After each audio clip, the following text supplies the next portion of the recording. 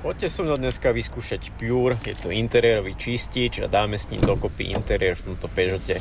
Ako môžete vidieť, všetko je tu od prachu, hlavne teda túto za volantom a okolí palubovky. Hello there. Používa sa naozaj jednoducho, stačí nastriekať takto na mikrovlákno, aby sme nezašpinili ešte viacej toho, no a začíname s čistením. Poutieram takto každý jeden plastový diel, rovnako aj tie lesklé. Môžeme aj takto tu spodok s tým úložným priestorom utrieť. Tunak ešte dokončím trošku palubovku a tieto fukáre. V prípade, že máte v interiéri nejakú látku alebo kožu, nemusíte sa bať Pure použiť, je v pohode šetrný.